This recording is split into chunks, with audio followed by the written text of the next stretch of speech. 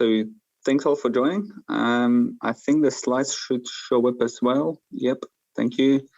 So thanks all for joining. My name is indeed Jonas Vermeulen.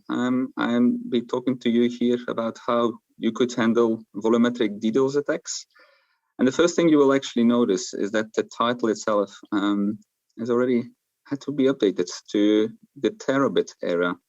Because if we look at the next slide, we're actually seeing, and this is looking small, but okay. What you will actually see is that volumetric DDoS attacks, they have surpassed the 400 gig mark already quite a while ago. In 2014, such volume was already there for an attack at Cloudflare. Nowadays, we're talking to numbers more than 2 tera. If you look at something from last year at Amazon-IX. And that's actually posing quite a number of challenges on our network. So if you look at our next slide, please. I want to use this session or use a bit of a framework to guide the session. And the way how to do that is by looking at how a network of yours could be looking like, in the sense that you likely have a number of entry points of traffic that could be from peering partners, that could be from local CDN providers, or it could be a peering point here at AMS-IX. And all of the traffic, whether it's genuine traffic or DDoS traffic, will have to travel through your backbone to your end customers, business customers, or to your data center where you're hosting a number of sites or hosting a whole number of videos or whatever you're hosting. Some of the traffic can be genuine, but if you look at DDoS attacks, and we look at the next slide, you will see that those inbound DDoS attacks in the end can have quite a bit of volume. So you have, this is where we distinguish between volumetric attacks and surgical deep layer 7 attacks. Volumetric attacks, they are the ones that actually push our networks to the edge or to a peak volume. You see there, you have DNS amplification attacks, you have reflection attacks. Nowadays, you also have typically an army of IoT devices or botnets that could even all precisely attack a certain website or even attack certain business customers, in the end jeopardizing the SLA that you could offer to those business customers. Another thing that could happen is that they overload your scrubbing center, because indeed all that malicious traffic, if you're able to detect it, would be sent to a scrubbing center.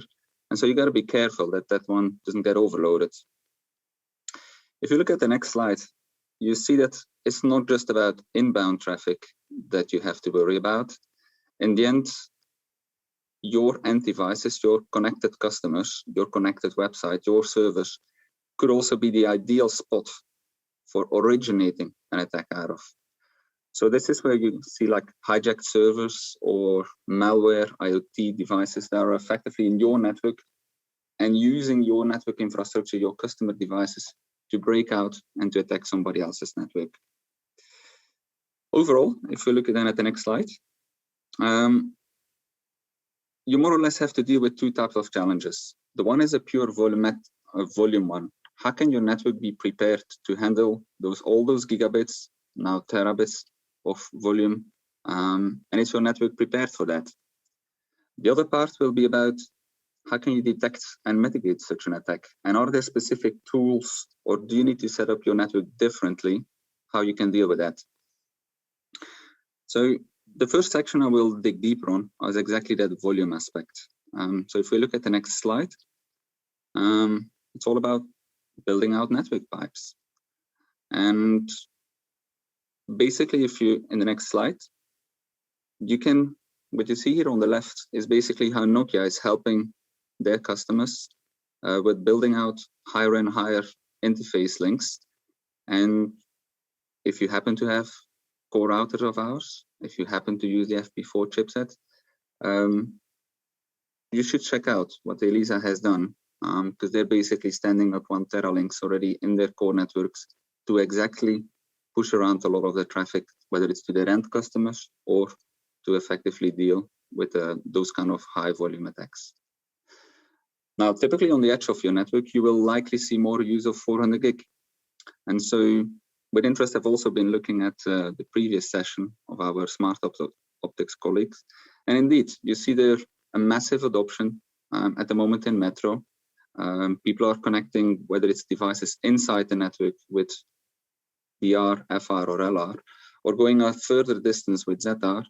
Those options are available. You can leverage your routers. Line cards are available that have that at high density. Different interfaces are there, the QSFP-DD for smaller distances, lower power, CFP2 for longer distances. But also bear in mind about the power consumption. I mean, it's one of the warning things I want to call out. This type of speeds, this type of distances doesn't come for free. I mean, those transceivers, they consume a lot of power. If you look at CFP2, it can go up all the way to 25 watts. So bear it in mind as you're using those line cards. Check out if it's actually validated for that kind of power levels. If you look at the next slide, it automatically also gives you a choice, a set of choices you can make if you want to deploy 400 gig. What kind of form factor is adequate? If you're using it for point-to-points, or if you rather build out a mesh network. And you see there, but point-to-points, you can obviously do at whatever speed, at whatever distance. It's all a matter of how far, how much attenuation does your link have. And for shorter distances, yes, integrating that in the router is a very natural evolution. We see customers of ours doing that. I guess other vendors see that too. If you go longer distances, we go long haul, likely you would have to rely on more specialized WDM equipment. And anyway, that might be something you have already in the network as you're trying to push 100 gig across those distances as well. If you go to mesh networks, layer 1 mesh networks, that's effectively avoiding an electrical-optical regeneration at every point of presence. It would allow you to push lambdas, or to push that 400 gig across multiple POPs, or basically switch it in a ring, switch it with multiple meshes in your network. You likely will have to look for these dedicated WDM-based systems, because that's effectively where mirrors, where technology, ROADM technology is becoming adequate, is becoming useful, and gives you that versatile layer 1 network option itself. Now I'm digressing a bit, so let's focus back on the DDoS part. So if we go to the next slide, let's have a look now how we can look at detecting and mitigating DDoS. And overall, that's a complex problem. Look at the next slide, please. Next slide. Yep. That overall is a complex task. I mean, for all the hosters amongst us, for all the peering engineers amongst us, you likely have seen many of those network anomalies entering your network and not really knowing if this is now genuine network traffic, is it now an attack? So there is a significant time spent typically on triaging and figuring out, hey, where is this attack coming from? Is it something out of the normal? Who is it attacking? What is it? How vulnerable am I? And so on and so forth. Once you've made that conclusion, that is indeed an attack, you spend time in figuring out how to mitigate it. That could be as simple as blocking a port, but usually that's quite a drastic thing. And you typically don't want to close a customer's network for that, or you don't want to close down your peering link if your network is under attack. So overall, you try to come up with a strategy, a set of filtering actions, how to best mitigate that.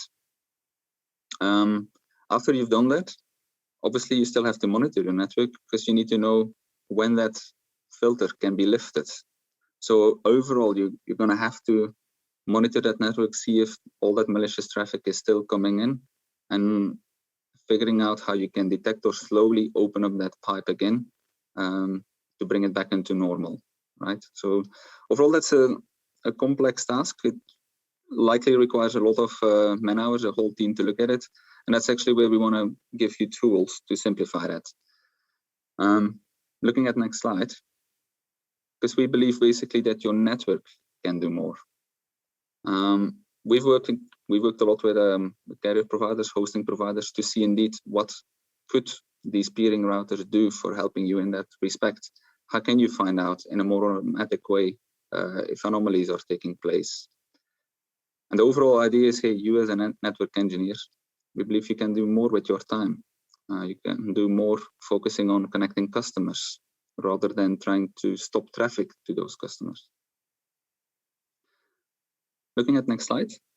Now, the type of technology you have available, I mean, that's all to do with those filterings. Of course, we have ACL filters. They're typically limited to layer 3, layer 4.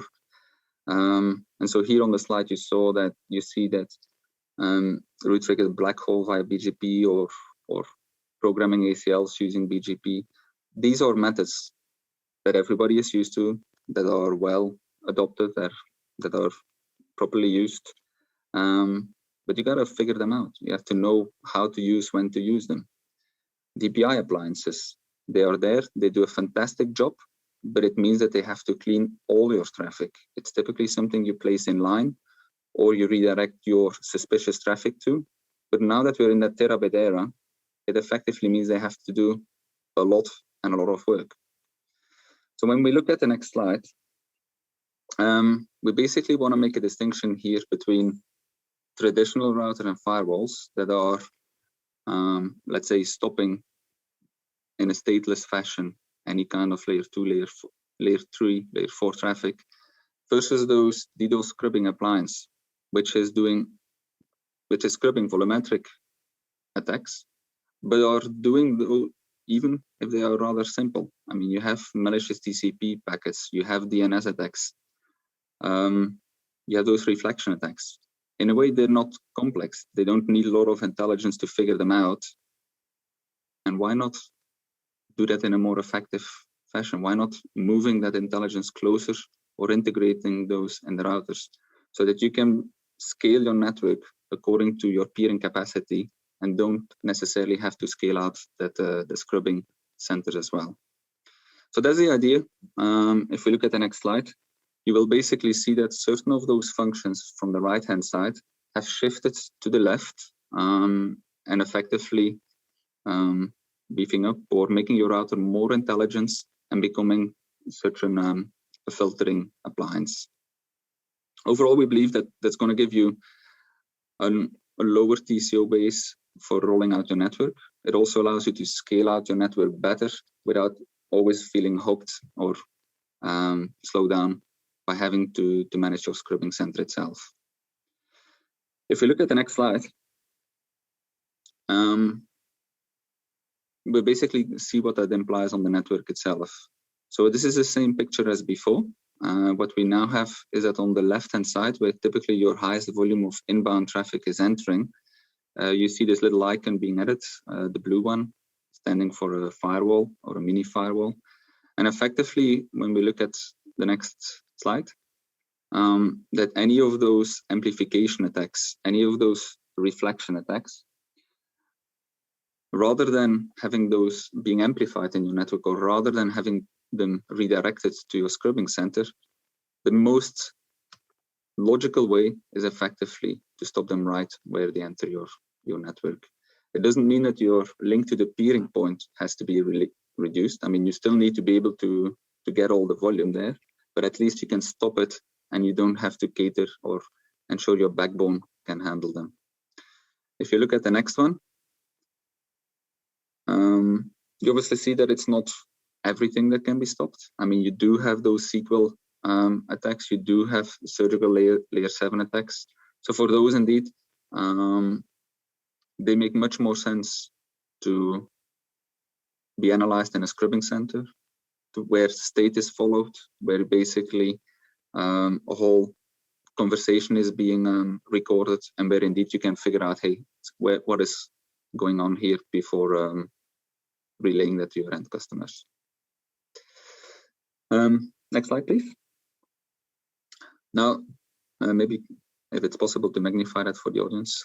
The point is, how can you effectively program those filters? Because in the end, they still remain filters. And if you think about the initial picture, a lot of time was spent in triaging in figuring out if an attack was actually taking place. So what we're offering here is another level of getting insight in your network by consuming all kinds of flow data, by even sampling some information, mirroring certain traffic flows to figure out indeed if an attack is taking place. After capturing some of that information, it obviously is not just enough to make a historical analysis to see if it's an anomaly. We believe it's necessary to compare that to, let's say, a database. We call it a genome that is cloud-based, but it can also be on site, to figure out if it's matching with certain signatures, to see if anything is out of the norm or anything known from other attacks throughout the world. And once it's confirmed to be the case, that's effectively that triage step. You as an operator could get an alert. You will get that to figure out an attack is taking place. And then it's basically up to you to figure out if you want to step in yourself, or if you look at the next slide, if you want to really have a system, a centralized system, take up that intelligent task and push down filters and auto-mitigate that attack. And such auto-mitigation steps could imply whitelists, blacklists, could involve rate limits, could stop a certain source set of source IP, could protect your customer destination IP addresses. There is obviously variations in there. The whole idea is that an auto-mitigation does it on behalf of you and actually pushes it down to your peering points. Let's not forget about that last step, to still monitor it, because indeed once it's filtered or once you tune down your peering link, you obviously don't want to impact other people. So as soon as it's back to normal, the whole idea is that alert gets cleared, or that you're stopping a redirection, let's say, to a scrubbing center and bring things back to normal. So when you look at the next slide, it basically replaces that the whole triangle from before, where a lot of time was spent on doing the triaging, the mitigation, the monitoring, by a more centralized, automated brain. Call it an SDN controller, you call it a centralized system, where it's basically going to analyze your network, figuring out if a DDoS attack is taking place or has taken place in the past, pushing down filter policies in an automatic way, leveraging some of these unique capabilities in routers to now look at layer 7 payload to also filter out your reflection attacks, your amplification attacks, and effectively tune a network accordingly to the volume that is coming in. So overall, if you look at the last slide, I basically wanted to use the session to give you an insight in how DDoS attacks are giving a different perspective to the size of your network that you need to build or that you need to look for.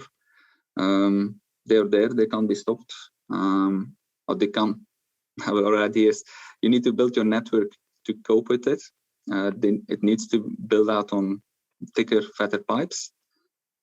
But let's be smart about it. Let's use the network to exactly look into those flows, to effectively identify those attacks and stop them at the most economical point, to ensure you can build out your network in a smarter way.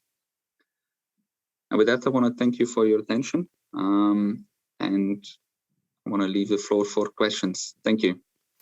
Well, thank you, Jonas, for this very interesting presentation on how to deal with DDoSes. Well, my key takeaway is that, well, dealing with DDoSes is also collaboration, which is the theme of this conference, of course. If you have any other questions, you can put them on the chat. We got one remark from somebody perhaps you already know, because he says, "Hi, Jonas, long time ago," which is Frank Dupker. On protecting against 100 gigabits per second / 400 gigabits per second attacks, is it not more easy to divert our attacks to scrubbing services like NAWAS by NBIP, who fully automate detection and mitigation in seconds. Well, for the people at home, if you don't know what NBIP means, that's the Dutch Association for Internet Providers, and they have NAVAS, which is a service which, well, it actually looks like what you've just been presenting, right? You have these indicators, you detect, and then you mitigate, or is NAVAS a very different way of proceeding? So the question is actually, what do you think of NAVAS? I guess that's the question. I think in the spirit of what you say, it's all about working together. I don't think, it depends what you want to do. There are certain things that you can do yourself in the network. There are certain things like all the more intelligent filtering that NAVAS has and that you can basically use. Also, NAVAS is obviously designed, dimensioned for handling a very high amount of volume traffic. If your peering links are not thick enough, if you know anyway that you can't handle the terabit attack, of course you need some other way to divert the traffic, and NAVAS is a perfect place for doing that. Yes, okay. Most of the indicators you described is the bad traffic. And when are you being attacked, the IP addresses it's coming from, the way the packets look like and stuff. But in the beginning, you also mentioned you need to distinguish between good traffic and bad traffic. So how do you determine good traffic? Let's say people are voting on the song festival or tuning into a football match. How do you, well, not manually, but how you automatically detect if huge volumes of traffic is good traffic? Yeah, I mean, you can do historical analysis, or you can look at the things in the trend in a week period, when exactly peak volumes of traffic are taking place. And it's indeed about anomaly detection. It's not, you have to, does that website always get like that type of traffic, or is it only this very precise moment it's getting overloaded by DNS attacks, as an example, or DNS traffic? Now, in the particular case of a voting site, I mean, it would be better if you as an owner or as a site owner know upfront that they're going to expect a lot of traffic. I mean, we all know when we're going to buy a lot of tickets for a concert. Yeah, bad example. That website can exactly overload that site, and it can feel, and even people in an automatic system will detect it as a DDoS attack, because it's exactly like 10,000s of users wanting to attack it. Yes. So as a hoster, best to be informed when such events take place, so that you know it's a genuine anomaly and not really bad traffic. Yes, but might also work the other way around. If you have a website which is DDoSed quite often, it doesn't seem like an anomaly. No, just kidding. Okay. No more further questions from the audience. Yeah, is DDoS attacks here to stay, or will there in the future be a solution, or will it only get worse? It's a very general question, but it's just something I was wondering about. It likely will only get worse. I mean, you saw the very first slide I presented. It showed the historical growth of those attacks since, I think the chart showed from 2010 to 2020. It grew 10 times in volume, so there are no indication it'll die or it'll go away. I think we can just be smarter of how we deal with them.